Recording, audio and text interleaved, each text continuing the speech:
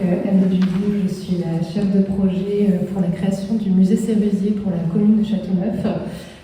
Écoutez, merci d'être venus ce soir encore nombreux pour cette deuxième conférence organisée par le musée Sérusier en prévision donc, de son ouverture l'été prochain, le 21 juin. Donc ça y est, on a officiellement une date qu'on peut vous annoncer. Donc on aura un petit week-end festif le 21 et 22 juin pour fêter ensemble l'ouverture du musée, le début de l'été et la fête de la musique. Venez nombreux découvrir le musée dès cet été. Comme lors de la première conférence qui s'est tenue au mois de janvier, c'est Claudie Ménard à nouveau qui va ce soir vous présenter un nouveau sujet. Donc Claudie est titulaire d'une maîtrise en histoire de l'art de l'Université Laval au Québec. Et elle a commencé assez tôt à travailler en fait sur Paul Sérusier, puisque déjà pour cette maîtrise, elle a fait un mémoire sur les représentations féminines dans l'œuvre de Paul Sérusier, à l'aune du mythe des origines, de l'origine de l'homme comme thème. Donc elle prépare désormais une thèse sur Paul Sérusier. Et c'est d'ailleurs dans ce cadre qu'elle est aujourd'hui en fait en résidence à Châteauneuf-du-Fou depuis le mois d'octobre. Et donc c'est une résidence de recherche et d'écriture où elle poursuit son travail. Et vous avez pu d'ailleurs découvrir donc, lors de la première conférence une partie de ce travail inédit qui vous a été présenté par Claudie sur les décors de la maison Sérusier. Et si vous l'avez manqué, elle est toujours disponible sur la page YouTube de la ville de Châteauneuf, donc n'hésitez pas à aller la voir ou la revoir. La présence de Claudie à Châteauneuf, c'est pour nous une vraie chance parce que ça nous permet de proposer des événements comme aujourd'hui, sur Paul Sérusier, et elle nous aide aussi pour la création du musée, donc elle participe, elle collabore avec nous sur les contenus, donc merci beaucoup Claudie pour ton aide précieuse. Le sujet de la conférence aujourd'hui, en fait, fait suite à la publication de ce livre que vous voyez là, sur la correspondance entre Paul Sérusier et Maurice Denis, qui a paru en 2024, il y a quelques mois, aux éditions Fage. Et cette édition donc, est présentée et réunie par Claudie Ménard et par Fabienne Stahl, qui est attachée de conservation au musée Maurice Denis à Saint-Germain-en-Laye. Pour vous parler un peu de cet ouvrage, en fait, c'est la publication d'une grande partie de la correspondance entre Paul Sérusier et Maurice Denis, qui était en fait jusqu'alors inédite pour une bonne part. Et le seul précédent à cet ouvrage date de 1950, qui était une présentation, une publication partielle des lettres de Paul Sérusier dans la 3e édition de l'ABC de la peinture de Paul Sérusier, qui avait été rééditée sous la direction de Marguerite Sérusier. Dans ce livre-là, vous avez quasi tous les échanges entre Paul Sérusier et Maurice Denis, en tout ce qu'on connaît a priori. Ces deux peintres en fait ont été amis toute leur vie, de leur adolescence à leur mort, et donc ces retranscriptions aujourd'hui sont importantes pour en apprendre plus en fait sur à la fois leur relation, leur intimité, mais aussi sur leurs grandes discussions philosophiques, théosophiques et surtout artistiques qu'ils avaient en fait tout au long de leur vie. Puisque Paul Sérusier a en fait très peu publié lui-même, et donc beaucoup de ce qu'on sait en fait sur ce qu'il pensait se trouve justement dans ses lettres. Et puis d'ailleurs, on note aussi, donc il y a les échanges entre Paul Sérusier et Maurice Denis, et à la toute fin de l'ouvrage, il y a aussi une partie d'échanges entre Marguerite Sérusier, donc l'épouse de Paul, et Maurice Denis, puisqu'elle a continué en fait ces échanges épistolaires après la mort de Paul en 1927. Donc une grande partie des lettres de Paul Sérusier et Maurice Denis se trouvent dans les archives du musée départemental Maurice Denis ou dans les archives privées en fait qui sont issues de la famille de Maurice Denis et qui étaient jusqu'alors pratiquement inconnues, presque très difficiles en tout cas à consulter, même pour les spécialistes. Donc là vraiment c'est un vrai trésor d'avoir aujourd'hui cette publication absolument précieuse de ces échanges. Écoutez, je ne vous en dis pas plus, je vais laisser Claudie vous dire pourquoi c'est si précieux et pourquoi c'est si intéressant. Merci beaucoup, c'est une très belle introduction. Bonsoir à tous et à toutes. J'aimerais commencer en vous parlant de toponymie. Vous aurez peut-être remarqué, à Châteauneuf-du-Fou, il y a plusieurs noms de rues qui possèdent des noms d'artistes. Juste en venant à cette conférence, j'ai vu la rue Émile Bernard, également la rue Paul Gauguin, la rue Armand Séguin. Vous connaissez tous, il y a quelqu'un qui parlait tout à l'heure qui me disait j'ai habité plus jeune sur la rue Paul Sérusier. Il y a une petite rue que vous aurez peut-être pas remarquée, et j'aimerais vous la faire remarquer aujourd'hui, c'est la rue qui se trouve juste derrière la rue Paul Sérusier, c'est la rue Maurice Denis. Alors, à main levée, qui est-ce qui connaît Maurice Denis ici, qui a déjà entendu parler de Maurice Denis? Bon, je ne sais pas, il y en a quelques-uns, c'est pas la majorité. Donc, Maurice Denis, pour ceux qui ne sauraient pas, c'est un artiste né en 1870, mort en 1943. Il a fait partie du mouvement nazi, c'est même le premier à avoir intégré le groupe, fondé par Paul Sérusier. C'est également celui qui a adhéré au principe ramené de Pont-Aven par Paul Sérusier le plus longtemps. Et c'est aussi un des plus grands critiques d'art de son temps. Et je trouvais ça pertinent de vous montrer que la rue Paul Sérusier et la rue Maurice Denis, je ne sais pas si ça a été discuté longtemps en mairie, mais c'est très pertinent qu'elles soient l'une à côté de l'autre comme ça, puisque Sérusier et Maurice Denis, comme le disait très bien Anne, ça va être 40 ans d'amitié, ils vont vraiment cheminer côte à côte pendant 40 ans. Et j'aimerais, mon objectif ce soir, ça va être que vous ressortiez de la salle en étant en mesure d'expliquer à vos amis en quoi c'est pertinent, en quoi c'est intéressant que ces deux rues-là soient côte à côte. Je me servirai pour ce faire de l'ouvrage qui a été publié en 2024, que Anne vous a très bien présenté, donc je ne sens pas le besoin d'en dire davantage sur le sujet ici.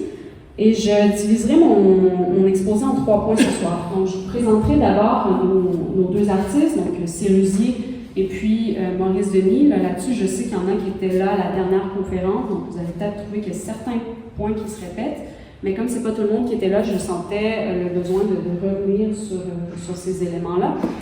Donc, je vais revenir sur vraiment les grandes étapes de cette amitié entre Maurice Denis et Paul Sérusier, sur leur rencontre, sur vraiment les jalons de leur amitié. On pourrait penser que cette amitié s'est faite avec la mort de Paul Sérusier en 1927. Eh bien non.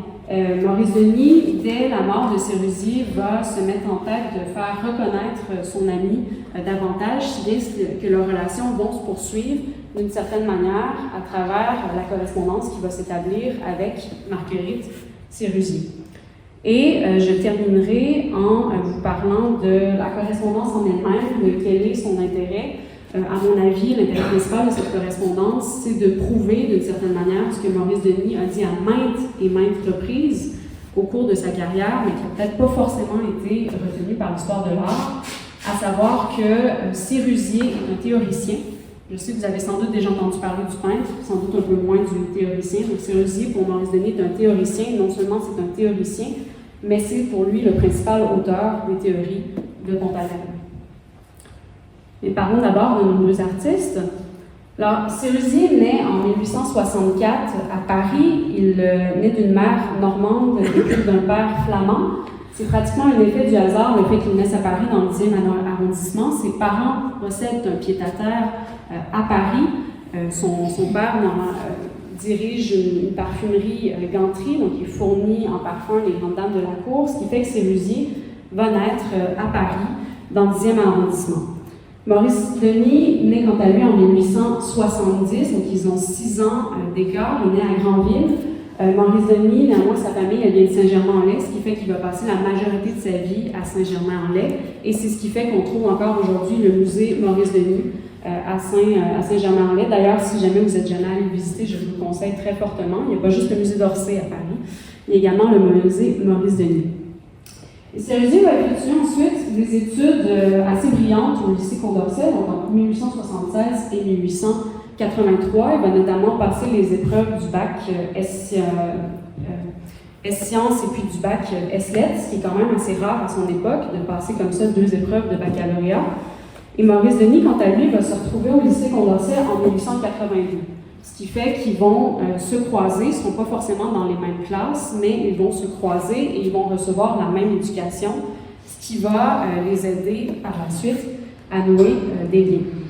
Et c'est à cette époque que Sérusier, on constate, montre déjà des prédispositions pour l'art. Il est considéré comme l'artiste de sa classe. En témoigne ce dessin qui se trouve aujourd'hui dans les archives du musée d'Orsay. On va demander à Sérusier de réaliser des dessins pour un diorama sur l'entrée des croisades à Jérusalem. Et Sérusier ne trouvera rien de mieux à faire que de portraiturer le directeur de l'école sous les traits du chef des Sarrasins, et le directeur va interdire la pièce. Donc, vous comprendrez que M. Cerisier-Père, quand il entend parler des frasques du jeune Sérusier, se dit c'est peut-être pas une bonne idée de le laisser explorer les arts, on va plutôt en faire un commerçant. Et ce qui fait que Sérusier va quand même réussir à intégrer l'école des beaux-arts, c'est qu'il va se blesser malencontreusement au poignet. Il travaille dans une papeterie et c'est le docteur qui va finalement convaincre François Sérusier de laisser son fils entrer à l'Académie des beaux-arts. Ce qui fait qu'on retrouve Sérusier autour de 1885-1886 à l'Académie Julian. C'est lui que vous pouvez voir sur la photo, donc juste ici. Et dès la première année, il réussit à exposer au salon. Donc, je vous montre ici le genre de toile qu'il peignait à l'époque. On sent ce style académique, cette attention donnée au clair-obscur, cette attention donnée au rendu de la perspective. Et Sérusier va grimper assez rapidement les échelons. Dès 1888, il est nommé massier des petits ateliers, c'est-à-dire que c'est lui qui est chargé de seconder le maître. Et c'est à cette même époque que Maurice Denis intègre l'Académie Julian. Il va être assez frappé par la personnalité de Sérusier. Il va dire, dans le milieu assez vulgaire, assez primaire, assez vulgaire des ateliers Julian, il m'apparaissait comme un esprit d'une culture supérieure, un animateur, un guide intellectuel et artistique. Et Maurice Denis a écrit plusieurs fois à propos de cette première rencontre entre lui et Sérusier. Il écrit notamment là-dessus dans un article publié en 1935 intitulé « Souvenir de la rue des Canettes », où il nous explique que comme il préparait à ce moment-là son baccalauréat ès-lettres, en même temps qu'il étudiait à l'Académie Julian, pour gagner du temps, il lui arrivait d'amener avec lui son manuel de philosophie dans le train et de le laisser à l'Académie Julian. Et vous comprendrez que Sérusier, qui a aussi passé son baccalauréat, qui a passé ses épreuves de philosophie, ça va attirer son attention. Il va voir le livre et il va dire à Maurice Denis, à qui ce livre-là? À toi, Denis, et parle-moi des antinomies de Kant. Est-ce qu'il y en a qui ont envie de m'expliquer les antinomies de Kant? Non, Alors, vous comprendrez, lié à cette anecdote-là, que Sérusier, comme on dit au Québec, s'en fâche pas dans les fleurs du tapis. Est-ce quelqu'un qui veut m'expliquer ça aussi? Non? Alors, Sérusier ne s'embête pas avec des détails inutiles. C'est pas quel est ton nom, c'est quoi ton passe-temps, c'est vraiment parle-moi des antinomies de Kant. Et il faut croire que ça n'a pas rebuté complètement Maurice Denis, qui, malgré son très jeune âge, je rappelle qu'il n'a pas 20 ans, est considéré comme un puits de science déjà par ses amis, parce que ça va être le point de départ d'une amitié de 40 ans.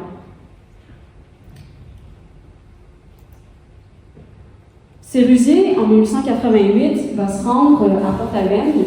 Il est en seul parcours de plusieurs artistes qui profitent des vacances d'été pour saisir des sujets susceptibles d'être présentés à la rentrée des classes. Il se retrouve plus précisément dans un endroit du nom de Pont-Aven, à la pension Loanec, où il y a des tensions qui couvrent. À tel point que leur logeuse sent le besoin de séparer les artistes à table. Vous avez d'un côté des artistes plus académiques et de l'autre côté des artistes qui sont considérés comme des barbouilleurs. Aujourd'hui, on dirait que c'est des impressionnistes, tout simplement. Et on ne sait pas exactement qu'est-ce qui va faire que Sérusier va se rapprocher des impressionnistes. Normalement, il n'y a rien qui l'incite à aller dans ce sens-là. Mais il va avoir aussi qu'il va avoir des discussions avec Gauguin et à un moment, Gauguin va décider de passer de la théorie à la pratique. Il va inviter Sérusier à peindre en plein air et il va lui dire « Comment voyez-vous cet arbre? Il est bien vert, mettez donc du vert, le plus beau vert de votre palette, et cette ombre plutôt bleue, ne craignez pas de la peindre aussi bleue que possible. » Ces mots-là, on les doit à Maurice Denis, c'est lui qui les rapporte pour la première fois dans un article intitulé « L'influence de Paul Gauguin » en 1903.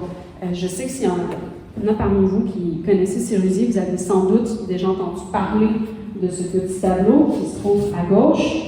Donc, le paysage au bois d'amour, plus connu sous le nom de Talisman, qui a même fait l'objet d'une exposition complète à Pont-Aven. Il faut savoir que ce petit tableau-là, c'est un peu comme les Demoiselles d'Alina de Picasso. C'est-à-dire qu'aujourd'hui, tout le monde le connaît, mais à l'époque, ceux qui le connaissaient se comptaient sur le doigt d'une main et sa réception était loin de faire l'unanimité. Maurice Denis, dans ses souvenirs, se souvient encore de l'effet violent que lui a fait ce tableau lorsqu'il l'a rapporté à Paris. Il dit « Sérusier, retour de Pont-Aven, nous exhiba non sans mystère un couvercle de boîte à cigares, sur quoi on distinguait un paysage informe à force d'être synthétiquement formulé. Ainsi nous fut présenté pour la première fois, sous une forme paradoxale, inoubliable, le fertile concept de la surface plane, recouverte de couleurs, en un certain ordre, assemblées. » Donc, ce qu'il faut comprendre là, ce que Sérusier va finir par comprendre, c'est que on ne peut pas reproduire la nature. Il y a trop d'impondérables. Il y a l'air, il y a l'atmosphère, il y a comment vous-même vous vous sentez au moment de regarder un paysage, mais vous pouvez peut-être la représenter par un équivalent.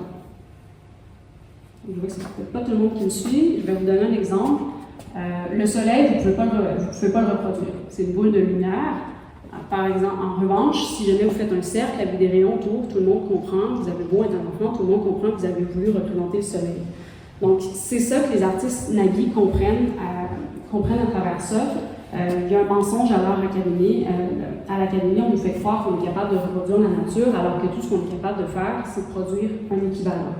Et c'est autour de ce précepte que nous dit encore Maurice Denis que vont se regrouper ces artistes auxquels Sérusier va donner le nom de Nabi, qui veut dire prophète, donc qui comprend Pierre Bonnard, Ranson, Henri-Gabriel Libels, Édouard Vuillard et d'autres. C'est autour de cette leçon que Maurice Denis nous dit qu'ils vont se regrouper instantanément.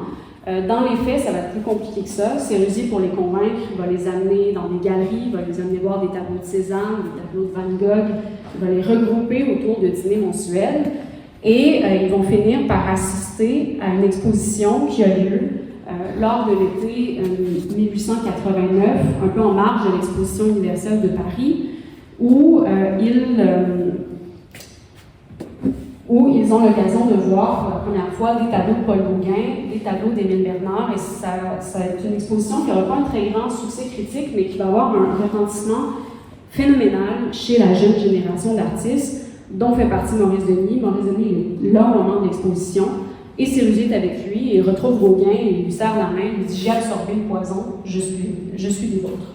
Donc il décide d'accompagner Gauguin cet été-là.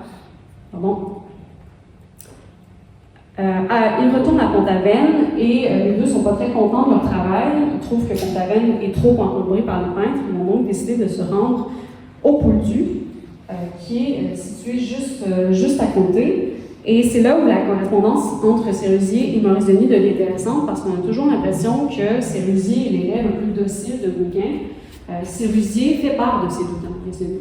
Il lui dit « Je me suis aperçu dès mon entrée que Gauguin, qui était avec moi, n'est pas l'artiste de mon rêve. » Et il se repent quelques jours plus tard. « Je me repens de ce que je t'ai dit sur Gauguin n'a rien de fumiste, du moins à l'égard de ceux qui essaient de pouvoir le comprendre. » Mais ce qu'on voit par là, c'est quand même que Maurice Denis, dès 1889, est considéré comme un confident de la part de Sérusier, qui termine même ses lettres en disant « Tout à toi, mon frère, dans l'art et dans la vérité ». Donc il l'appelle déjà son frère, alors que ça fait à peine un an qu'ils se connaissent. Et la décennie suivante va donner à chacun l'occasion de se faire un nom dans le monde de l'art. C'est une décennie importante d'exposition pour les nabis. Ils exposent de manière quasi permanente à la galerie Le Barque de Boudeville. Ils s'investissent également pour des revues, notamment la Revue Blanche, dont je vous ai mis 2 exemples ici. Et puis, dans le domaine du théâtre, où ils vont créer bénévolement décors et programmes. Sérusier, notamment, s'investit tellement dans le domaine du théâtre que ses amis, qu'il ne peint plus qu'en Bretagne, en été. Ses amis s'inquiètent même pour le devenir de sa peinture. Il va participer à une vingtaine de pièces de théâtre. Et il continue, pendant ce temps-là, à réunir ses amis lors de dîners mensuels qui n'ont plus lieu au même endroit. Ils ont lieu désormais chez Paul Ranson, dans un endroit nommé le Temple. Et c'est là que vont être célébrées lors d'une étrange cérémonie nabique, semble-t-il, les fiançailles entre Maurice Denis et celle qu'il surnomme alors la jeune fille pâle, donc Marthe Meurier, qui l'épouse en 1893. Et ils vont avoir un premier enfant en 1896, dont Sérusier va être nommé le parrain. Donc, ça vous montre encore une fois cette proximité très grande entre Sérusier et puis Maurice Denis. Sérusier, malgré tout, se sent de plus... Pendant que Maurice Denis s'attelle à fonder une famille, Sérusier, de son côté, se sent de plus en plus attiré par la Bretagne. Il travaille dans des conditions assez rudimentaires, il possède une cabane dans un jardin, ce qui fait qu'à côté de 1902, il décide de déménager ses meubles à Châteauneuf-du-Fou. Là, je ne sais pas si vous voyez ce petit personnage ici, dans le fond du jardin, c'est Armand Séguin, c'est un ami du groupe. Armand Séguin qui, à ce moment-là, conjure Maurice Denis d'écrire à Sérusier en lui disant « Dis-lui de ne pas faire ça, c'est pas une bonne idée de s'éloigner à ce point-là de Paris, c'est pas bon pour sa carrière. » Et on sait que Maurice Denis obtempère, puisqu'on a la réponse de Sérusier qui essaie de rassurer Maurice Denis en lui disant « Sois sans crainte, ce n'est pas sans y avoir réfléchi que j'ai adopté mon nouveau système d'existence. D'ailleurs, je n'ai pas prononcé de vœux ni renoncé au monde parisien que je fréquenterai en janvier, février, mars. » À un autre de ses amis, Yann Vercade, Sérusier se montre toutefois un petit peu plus sincère. Yann Vercade, qui entre-temps est devenu moine, il lui dit qu'il est écœuré par le monde de Paris. Et là, je mets en guillemets parce que la première fois que j'ai utilisé ça dans une dissertation, ma directrice m'a dit que j'exagérais. Donc, c'est Sérusier qui le dit, c'est pas moi. Pour ce qui est des voyages, la seule personne qui l'envisage comme digne de l'accompagner, c'est Maurice Denis. Et de fait, ils vont effectuer ensemble plusieurs voyages au cours des années subséquentes. Le premier a lieu en 1903, où tous deux se rendent à Bellrun, en Allemagne, découvrir l'art des moines bénédictins, dont Vercade fait partie. C'est lui que vous voyez ici. Vous comprendrez par là, c'est pas pour rien qu'on l'appelait le Nabi obéliscal. Il faisait au-dessus de 1,80 m. Vercade. Et si on ne voit pas Maurice Denis dans les photos, en fait, c'est lui qui les prend. Se rendent également l'année suivante en Italie, où cette fois-ci c'est plus difficile pour les deux amis de se retrouver. On sent dans ses lettres à Maurice Denis que Sérusier s'ennuie. Il espère retrouver Denis le plus rapidement possible. Ce qui va pousser Maurice Denis à dire plus tard: il m'a toujours semblé qu'il était mieux fait pour comprendre l'art du Nord. Il était plus gai à Munich qu'à Rome. Le voyage de l'année suivante va être un peu plus gai. Ils se rendent au Pôle Dieu, où Sérusier s'égare en revoyant les lieux qu'il a fréquentés plus tôt avec Paul Gauguin. En 1906, c'est l'occasion d'un nouveau séjour en Bretagne, cette fois dans les Côtes-d'Armor, à Perros-Guirec, où Maurice Denis achète en 1908 cette villa que vous voyez ici, qui s'appelle, auquel il va donner poétiquement le nom de Silencieux. Je ne sais pas si on sont déjà allés à Perros-Guirec. Oui, donc si jamais vous y retournez, vous saurez désormais que c'est la maison de Maurice Denis. Et le rapprochement de Sérusier et de Maurice Denis est favorisé au cours de ces années par deux autres choses. D'une part, par l'organisation d'une exposition rétrospective de Sérusier en 1909, et c'est Maurice Denis qui l'organise. Donc Sérusier, en remerciement, va lui donner ce portrait que vous aurez sans doute l'occasion de voir cet été dans les collections du musée Sérusier. Et leur rapprochement est également favorisé par l'ouverture en 1808 de l'Académie Rançon, qui est une académie qui est ouverte, indépendante, qui est ouverte pour venir en aide à Paul Rançon, qui a alors des difficultés d'argent. Donc tous les navires vont accepter d'y enseigner. Et là-dessus, vous vous en douterez, il y en a deux qui sont plus impliqués que les autres. C'est Maurice Denis, d'une part, et puis Sérusier. Maurice Denis, parce qu'il a l'impression qu'en enseignant à l'Académie Rançon, il a l'occasion de faire ce que Sérusier a fait pour lui lorsqu'il était plus jeune, c'est-à-dire de donner un enseignement. Il sent également qu'il a une dette envers la jeune génération qui commence de plus en plus à imiter le système Nabi sans pour autant en posséder l'esprit. Et puis, il y a Sérusier qui, comme nous le dit Maurice Denis, est un véritable accoucheur de talent depuis le début. C'est un pédagogue né. Il le dit lui-même dans ses lettres à Denis, l'enseignement l'intéresse pratiquement plus que ses propres œuvres. Et il va aller jusqu'à s'installer directement au-dessus des ateliers pour pouvoir être disponible en permanence pour ses élèves, et il va aller jusqu'à financer l'atelier. Donc, il est très, très impliqué. Et c'est parmi ses élèves qu'il va rencontrer sa future épouse, qui est un nom que vous avez sans doute déjà entendu, Marguerite Gabrielle Claude, qu'il épouse en 1912. Il a alors 50 ans, Marguerite Gabrielle Claude en a 35. C'est une union qui sont considérés un peu comme mal assortie par les nabis, comme vous pouvez voir à cette caricature. Maurice Denis en parle dans son journal d'une union un peu triste mais convenable. Ça ne l'empêche pas d'être témoin lors de leur mariage. Vous voyez son nom ici. Il figure parmi les membres de la famille, témoins lors du mariage. Les années suivantes vont donner lieu à des événements un peu plus tristes, c'est-à-dire que Marguerite Gabrielle Claude accouche d'un enfant mort-né en 1913 et ils n'auront pas d'enfant. C'est également des années de guerre. Maurice Denis est mobilisé. Sérusier, quant à lui, je rappelle qu'il a 6 ans de plus, se retire à Châteauneuf-du-Fou. Donc, c'est un peu pour lui, il va continuer ponctuellement à intervenir ensemble, mais c'est un peu la fin de l'aventure enseignante des nabis. Et le coup de grâce s'est vraiment donné en 1921 lorsque Marguerite Sérusier est internée à Morlaix pour des raisons de santé mentale. Maurice Denis, à ce moment-là, propose à Sérusier d'aller le rejoindre pour qu'il ne reste pas seul. Il écrit également aux autres nabis pour essayer de le convaincre de sortir de sa solitude bretonne. Et Sérusier va l'écouter en un certain sens, puisqu'il va, à partir de cette époque-là, il produit moins. Il passe beaucoup plus de temps à Courbevoie chez sa sœur, dont le mari vient de mourir. Donc, c'est un peu deux solitudes qui se rencontrent à travers Sérusier et puis sa sœur Henriette. Ironiquement, c'est durant cette période, en 1921, qu'il écrit à la demande de Marguerite Sérusier son unique ouvrage théorique, donc l'ABC de la peinture.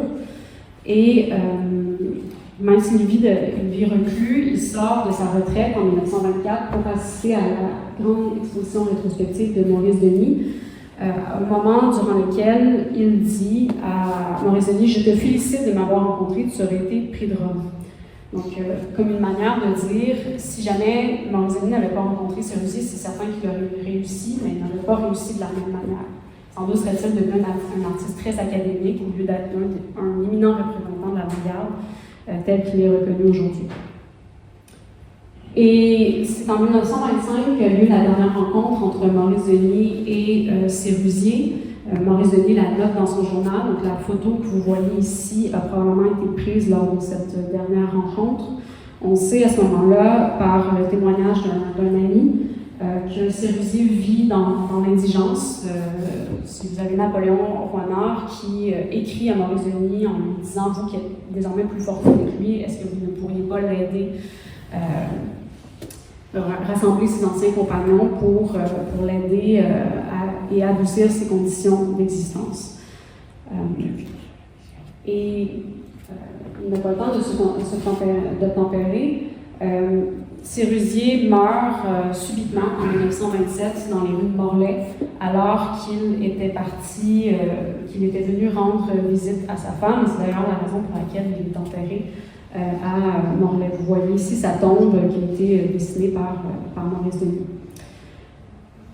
À ce moment-là, Sérusier meurt d'une certaine manière un peu dans l'ignorance générale. Il y a même un journal qui publie que les noms de ses amis s'élevaient, tandis que le sien s'éteignait tranquillement comme une lampe dont on n'aurait pas renouvelé l'huile.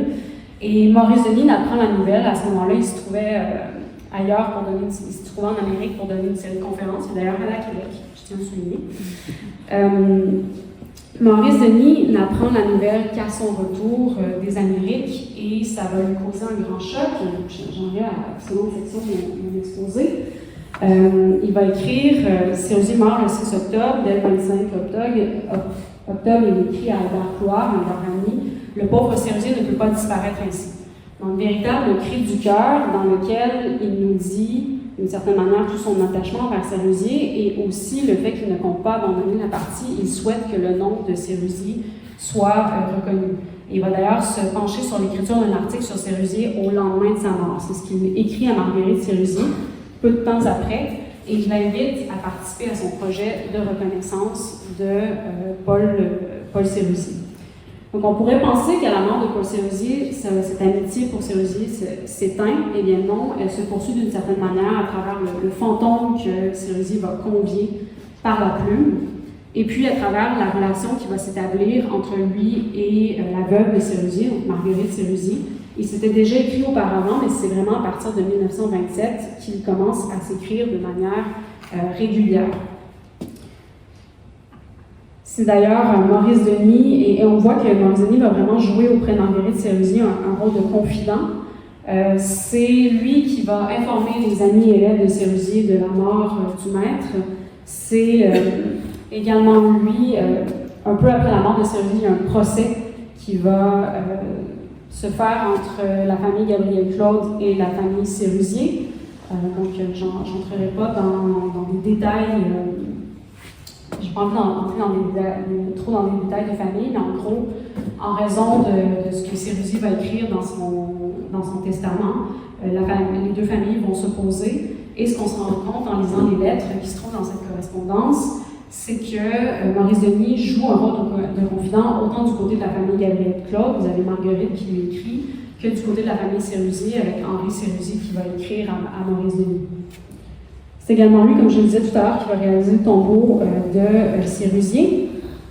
Et pour revenir à ce procès, finalement, c'est Marguerite Sérusier qui va avoir gain de cause. Elle va obtenir le droit d'intégrer la maison de Châteauneuf-du-Fou, donc la maison qui se Sérusier. Et il reste que durant ce temps, durant les années qui vont durer le procès, c'est des années précieuses qui vont être perdues pour la reconnaissance de Sérusier, puisque au moment où elle réintègre, où elle reprend possession des œuvres de Sérusier, où elle reprend possession de ses biens, on se trouve alors en pleine crise économique. Donc, Maurice Denis, ce qu'on se rend compte dans ses lettres, c'est qu'il avait des grands projets. Il voulait créer une exposition rétrospective sur Sérusier, il voulait créer une société des amis de Sérusier. C'est des projets qui n'auront malheureusement pas lieu étant donné un contexte économique difficile. Il reste qu'il va quand même encourager la production d'écrits sur Sérusier. Il va jouer le rôle d'intermédiaire entre Marguerite Sérusier et les écrivains qui souhaitent écrire sur son ami. Il va également, on sait qu'il réalise au moins une conférence. Et tout ça, ça fait que lorsqu'en 1942, Marguerite, contre toute attente, se fait contacter par un éditeur, et là je rappelle qu'on est en pleine Seconde Guerre mondiale, pour rééditer l'ABC de la peinture, c'est donc tout naturellement qu'elle se tourne vers Maurice Denis pour l'épauler dans ce projet.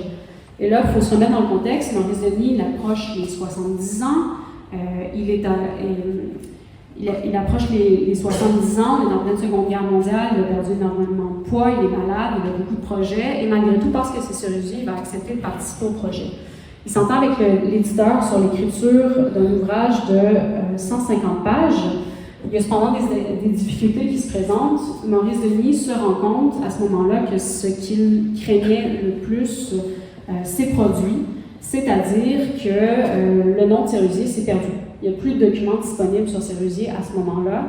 Et c'est Marguerite Sérusier qui va l'aider de ce côté-là. Elle va lui fournir des notes de cours à ses élèves, elle va lui fournir des copies de lettres.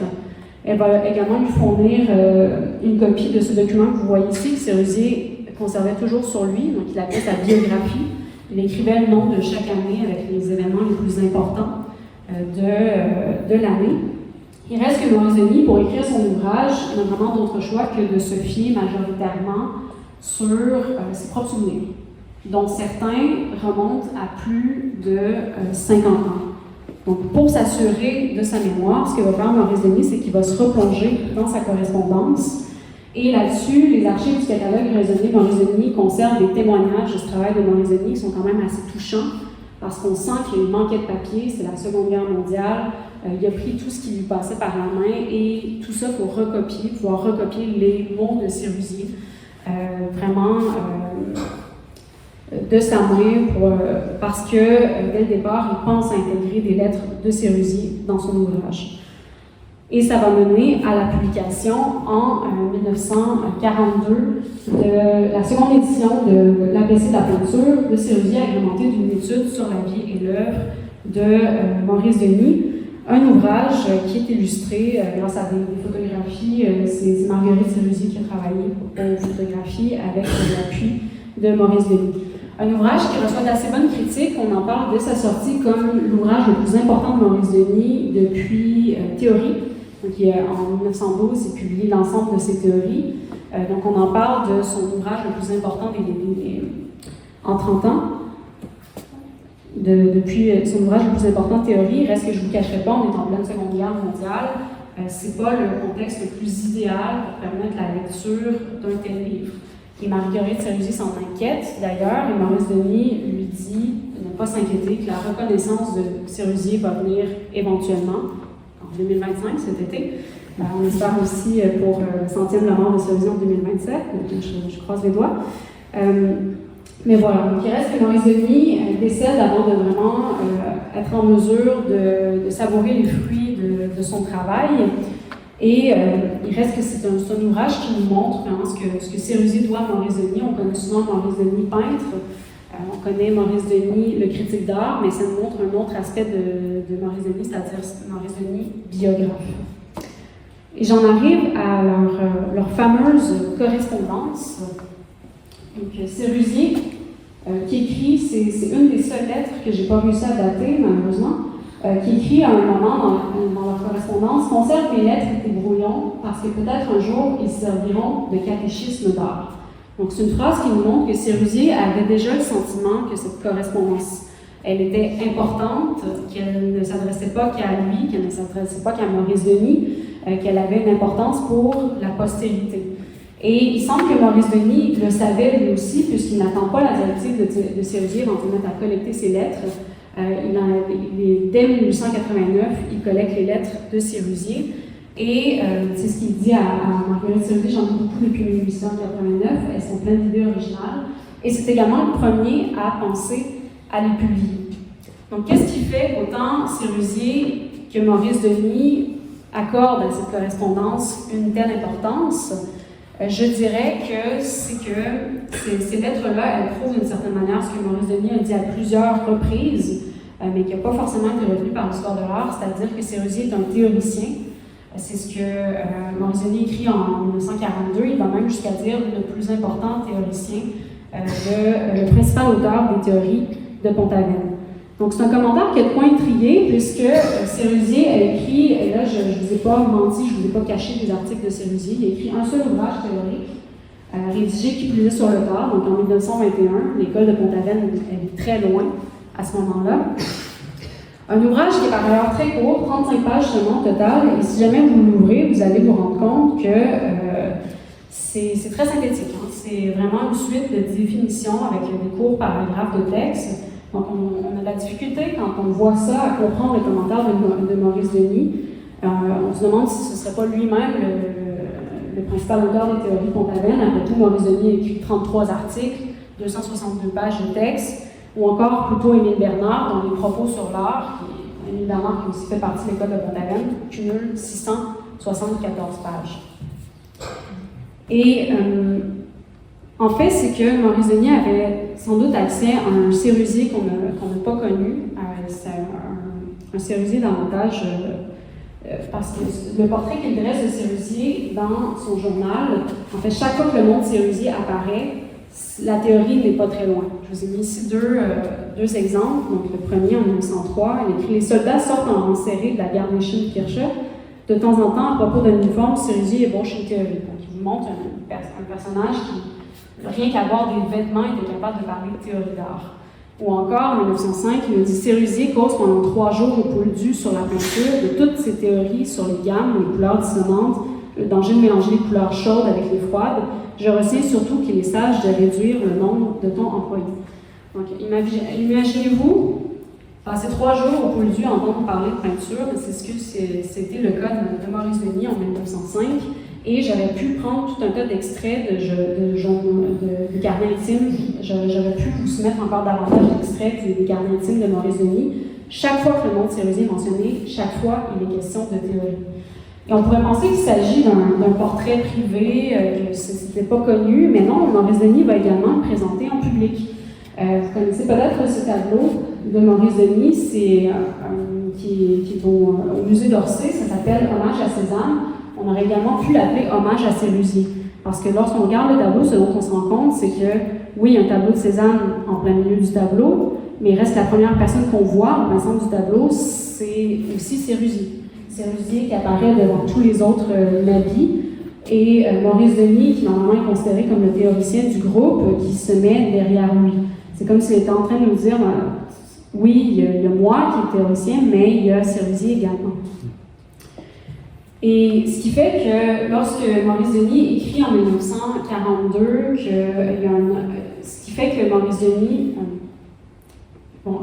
va dédier son ouvrage Théorie à Sérusier. Vraiment, si vous ouvrez l'ouvrage Théorie de Maurice Denis, la première chose que vous pouvez voir, c'est à Paul Sérusier.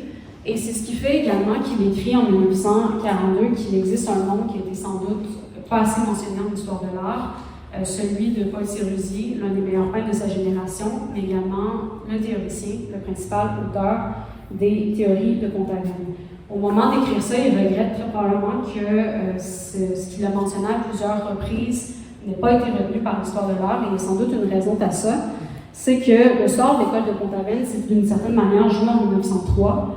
Il va y avoir un grand débat qui va surgir dans les journaux à la mort de Gauguin, à savoir qui est le chef de l'école de Pont-Aven, qui est le théoricien de l'école de Pont-Aven aussi. Et vous avez à ce moment Émile Bernard qui va un peu tirer toute la couverture à lui et qui va écrire les jeunes gens qui, avant Gauguin même, avaient produit une œuvre originale et nouvelle, furent alors considérés comme ses élèves. Sérusier seul se cherchait encore et ne se trouva que par lui.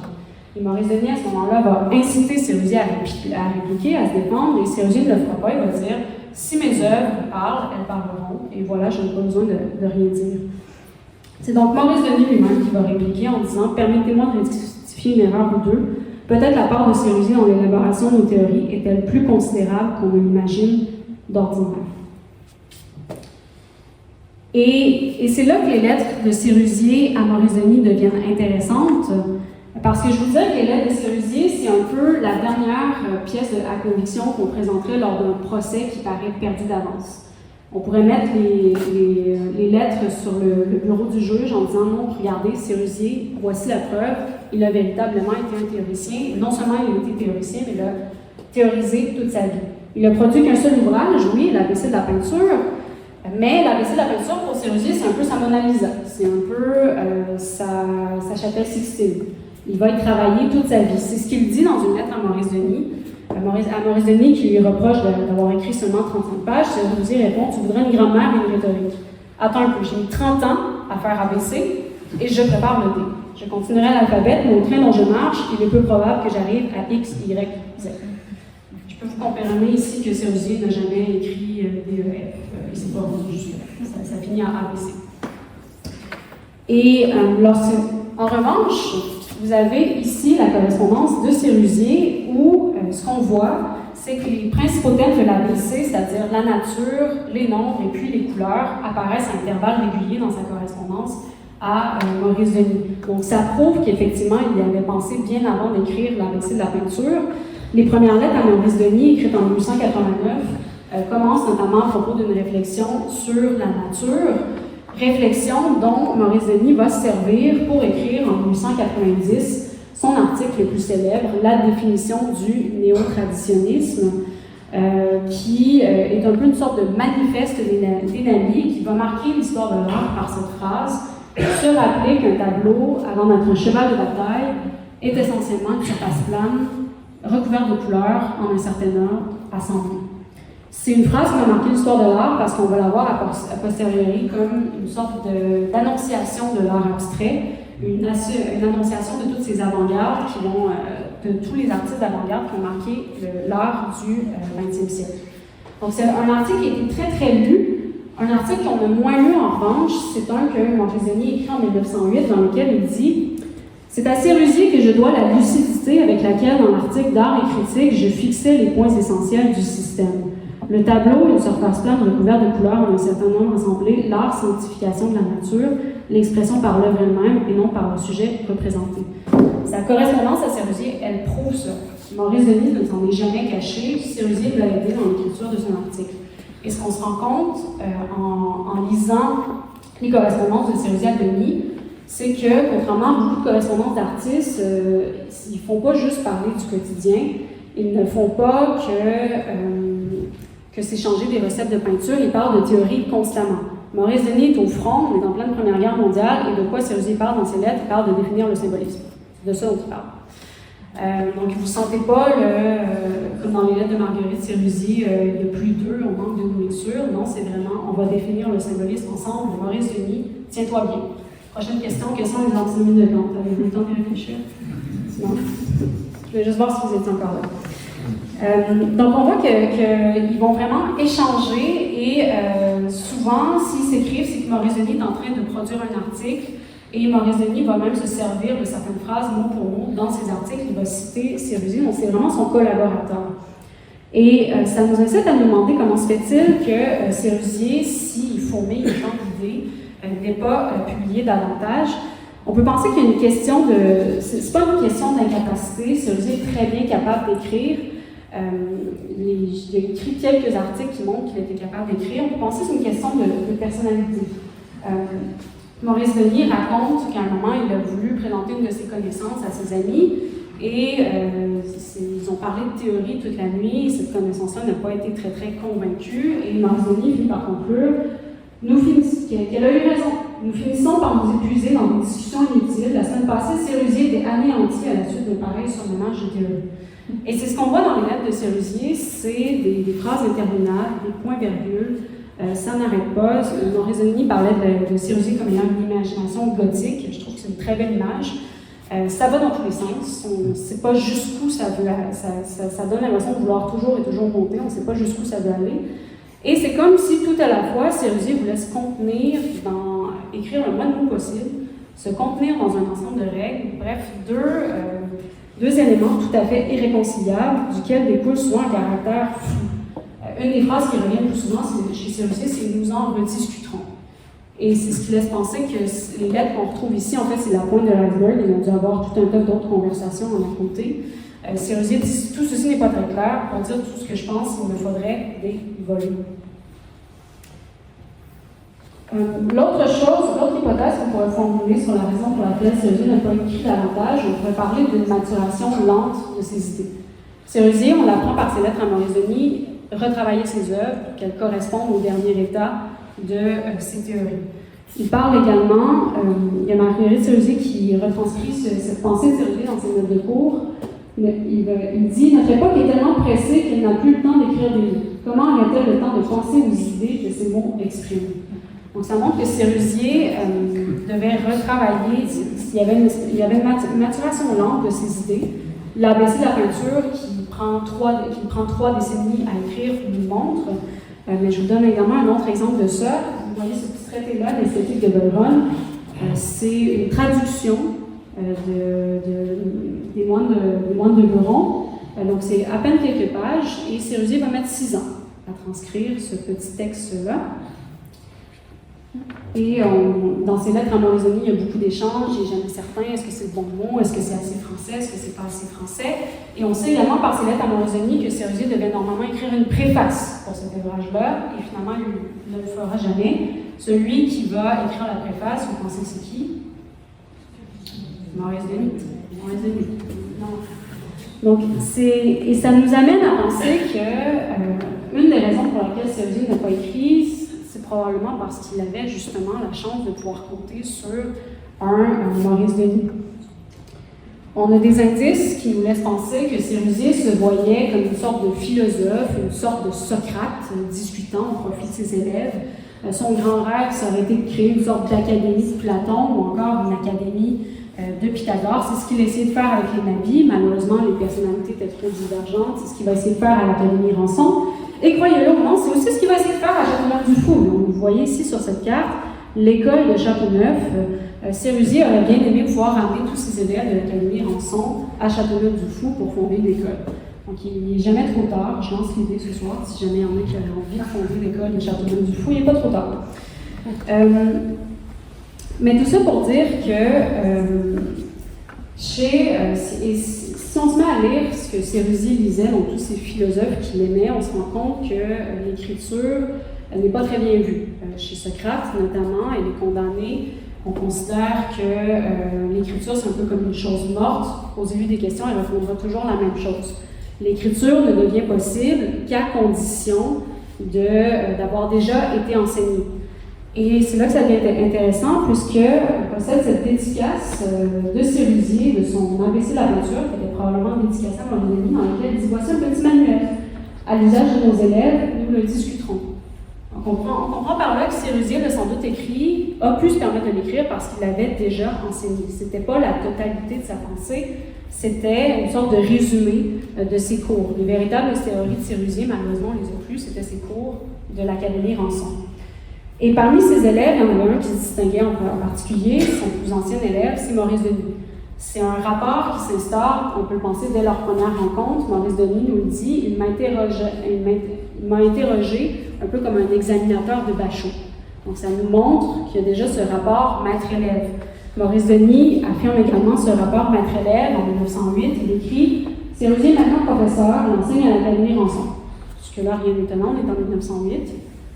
La suite est plus étonnante. Il écrit « Mais il a toujours enseigné. Il a enseigné chez Julien, à Munich, en Bretagne, partout où il a passé. Je me souviens que lorsqu'il était massier des petits ateliers Julien, il m'enseigna à moi. » Donc encore une fois, ce rapport maître-élève qui est confirmé par des témoins de l'époque, notamment par Mayol, qui est un sculpteur parmi le groupe, qui écrit « Le navire à la barre ruisselante », donc je traduis Sérusier, suivait son élève, c'est-à-dire Maurice Denis, à celui qui l'avait pris presque enfant, tous les jours il disait « Il faut toujours se rendre compte de ce qu'on fait, il faut toujours raisonner ».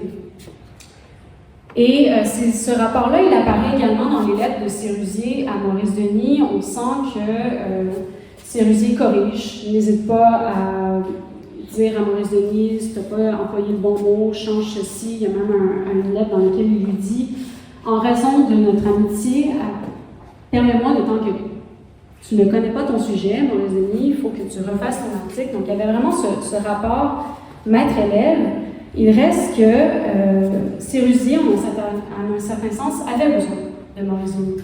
Maurice Denis, qui était, je l'ai dit tout à l'heure, qui était considéré comme un peu de science, était sans doute un des seuls en mesure de comprendre Sérusier, un des seuls capables de transcrire sa pensée. Ça nous est révélé par Armand Séguin, donc je ne sais pas si vous vous souvenez de la photo qu'on a vue tout à l'heure. Armand Séguin qui écrit « J'ai bien écrit à Maurice Denis, mais inutilement. Il était parti, je l'ai su plus tard, avec Sérusier en allemand. Ils parleront de nombres, ils diront des phrases comme celle-ci. 5 est le chiffre en roman, son caractère et l'élégance. C'est la coupe d'or de Pythagore, une subdivision moyenne et l'extrême raison, etc.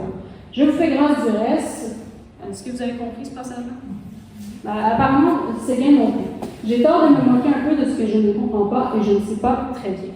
Alors, je précise que Séguin, à ce moment-là, vit chez Sérusier. Il a été recueilli à Châteauneuf-du-Fou par Sérusier, il vit avec lui.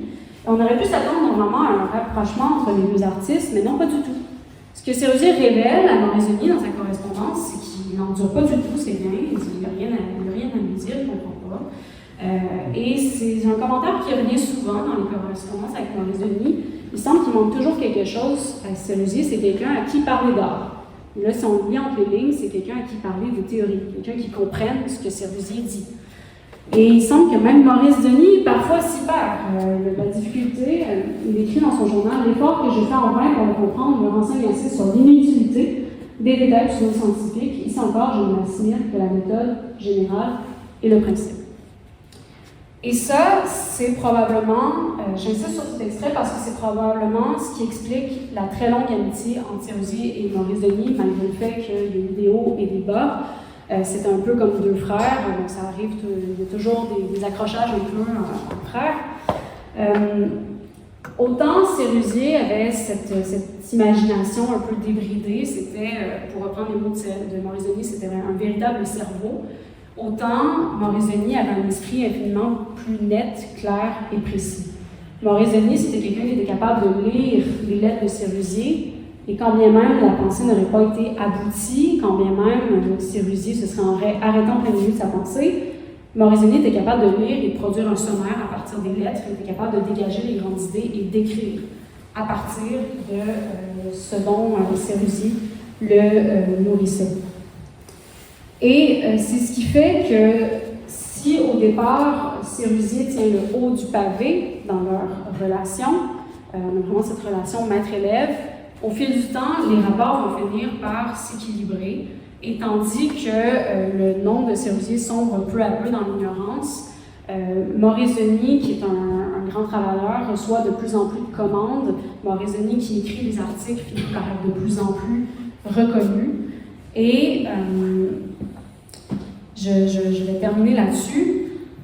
En ce sens, je dirais qu'on ne peut que se réjouir de l'ouverture prochaine d'un musée Sérusier à Châteauneuf-du-Fou, donc pas très loin de la rue, pas Sérusier, de la rue Maurice-Denis, qui devrait enfin permettre d'égaliser les choses entre le maître et l'élève. Parce que Maurice-Denis était bien au courant qu'il avait une dette envers Sérusier.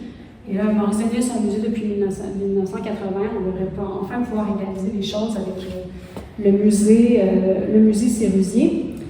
Et j'aimerais laisser le mot de la fin à Maurice Denis, qui est probablement le premier à avoir reconnu ce génie qu'avait Sérusier, ce génie qui est un peu resté dans l'ombre. Maurice Denis, dès 1889, écrivait dans son journal intime « Souvenez-vous aussi de la gloire de Paul Sérusier, qui m'a fait progresser vers l'art meilleur et que son âme soit sauvée. »